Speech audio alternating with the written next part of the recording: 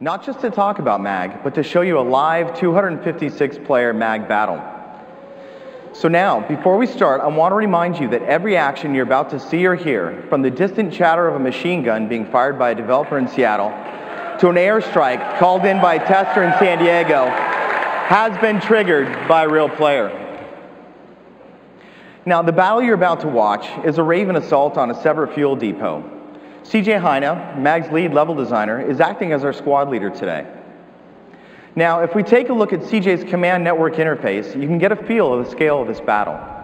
CJ's squad of 8, along with other 3 squads in his platoon, must punch through a line of enemy bunkers, secure a forward landing zone, and push forward to the heart of the enemy facility.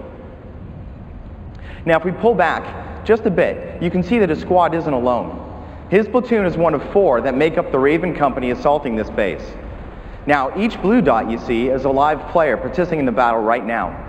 But remember that for each blue dot you see, there's also a red enemy, most of whom are currently undetected.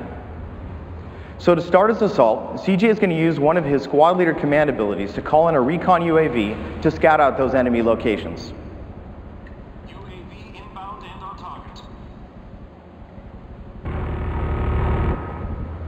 Now, unfortunately, the enemy has an anti-aircraft battery that's up and running, and it's going to shoot down his airstrike as it comes in. So he's going to have to go in with a little bit less information than he hoped and go from there. So these are all the squad members we see on screen that are up here on the stage today. They're going to move out. CJ is going to assign the first objective to his team, which is to assault a bunker. This bunker serves as a forward spawn for the enemy, so if they can destroy it, they'll manage to put the defenders back farther into the heart of the base.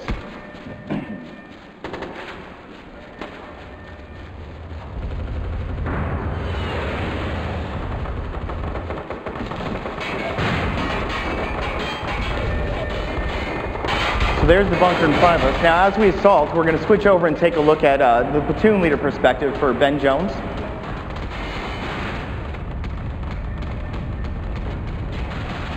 Now, these bunkers are very challenging targets. They have to go in, plant a charge at the base of it. They can attack the turret on top from distance, but if they have to get in close to plant the charge and defend that charge for a period of time while the defenders try to defuse it. There you can see now, as the actions he's taking, because this objective has been assigned to the squad, he's going to get bonus points for every action he takes.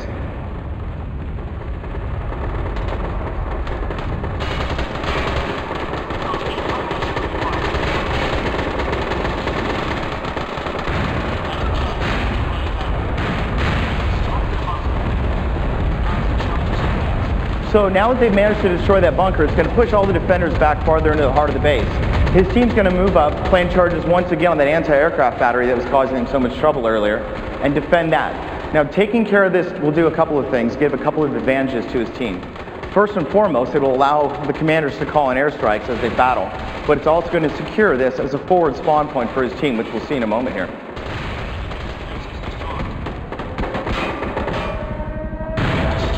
You can hear that air raid siren, lets everybody in the battle, no matter which platoon they're in, know that the attackers in this area have secured that forward spawn. And now we have helicopters coming in, which serve as the forward deployment point for his team. So if anybody in his squad dies from this point forward, they will respawn those helicopters and be able to push forward. And they're also very powerful at securing this landing zone. They're all equipped with miniguns, once again, all commanded by real players.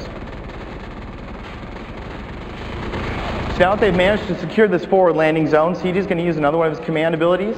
He tried to call in a UAV earlier, but now he's going to use an airstrike. He's going to call in a cluster bomb to clear the enemy off this wall and secure the point so his team can push forward and hit the heart of this facility.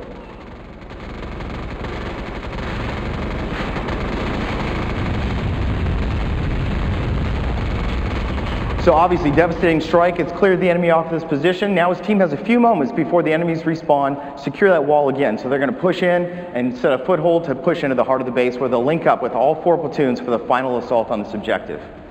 Now I do hope you all were taking notes because we're going to have this game running live on the show floor for the next 3 days with full 256 players. Come down there, pick up a control, and join the battle. I look forward to it. Thank you so much.